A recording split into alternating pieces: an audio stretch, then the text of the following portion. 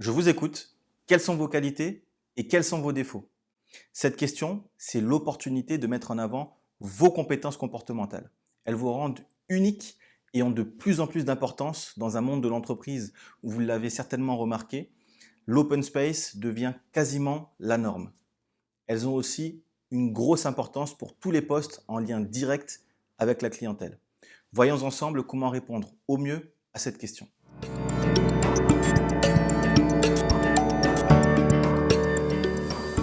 Salut et bienvenue sur notre chaîne. Je suis Cédric du cabinet Connect Consulting Recrutement et ici j'aborde l'ensemble des sujets liés à la recherche d'emploi et à votre évolution de carrière. Dans chacune de nos vidéos, je vous dévoile astuces et méthodes pour réussir professionnellement.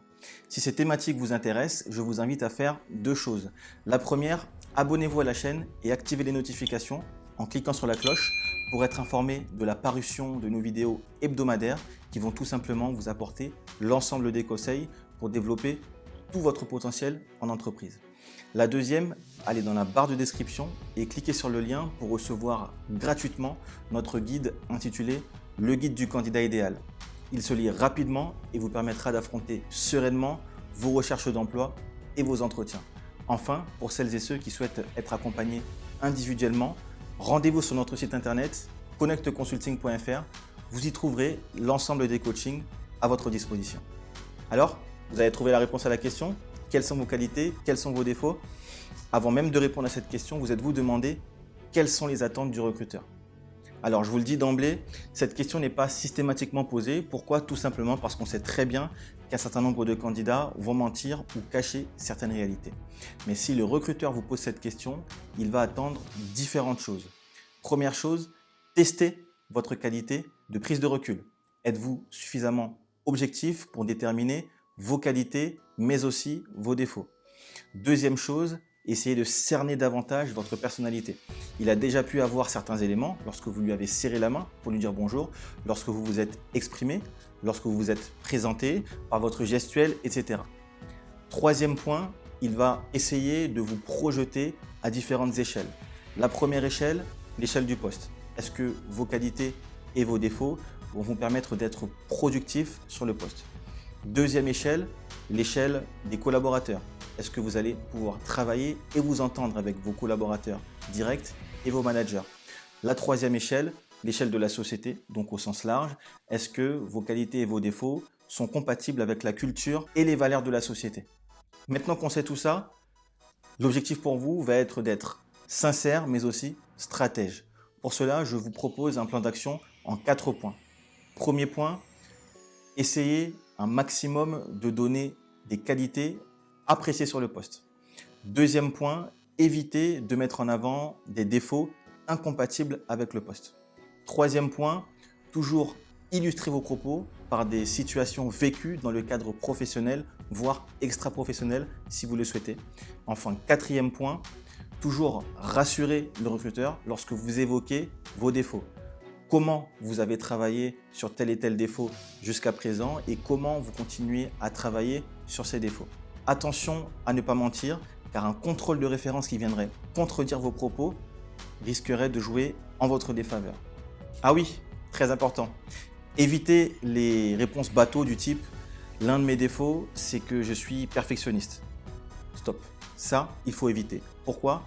Tout simplement parce qu'être perfectionniste n'est pas un défaut, mais une qualité camouflée, et puis on entend un petit peu trop souvent en entretien. Dernière chose à garder à l'esprit, certaines qualités et certains défauts vont avoir un impact différent en fonction du poste et en fonction de la société.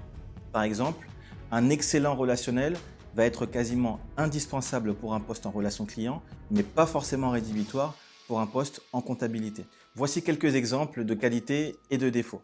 Je suis quelqu'un d'ambitieux et me fixe des objectifs qui me stimulent. Par exemple, lors de ma dernière expérience, je me suis fixé pour objectif de monter rapidement en compétences afin de pouvoir passer et évoluer sur la voie du management et manager une équipe de 2 à 3 personnes, chose que j'ai réussi à faire en à peine 1 an et demi. Dans la continuité de cet objectif-là, j'aimerais aujourd'hui, et c'est la raison pour laquelle votre opportunité m'intéresse, accéder à un poste avec un management d'une équipe de 5 à 6 personnes. Une autre de mes qualités, je suis quelqu'un d'obstiné. Tant que l'objectif n'est pas atteint, je ne suis pas satisfait. Je fais tout, je donne le maximum pour atteindre l'objectif. Enfin, une troisième qualité, je suis quelqu'un d'assez directif. Voilà, j'aime prendre le leadership lorsqu'on est sur des travaux en groupe. Pourquoi? Parce que j'aime donner des directives, organiser et superviser. L'un de mes défauts, c'est que je suis quelqu'un d'impatient. Lorsque je veux quelque chose, il me le faut tout de suite.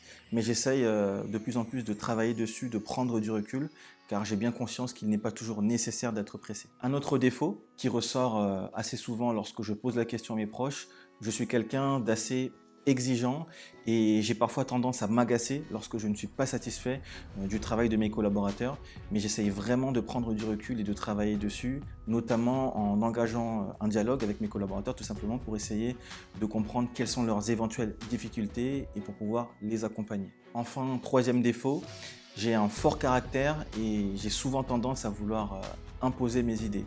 Je travaille beaucoup là-dessus, j'essaye d'être un peu plus à l'écoute et d'éviter, lorsque ça n'est pas indispensable, d'imposer mes idées. Voilà, vous avez maintenant toutes les billes pour pouvoir préparer au mieux cette question.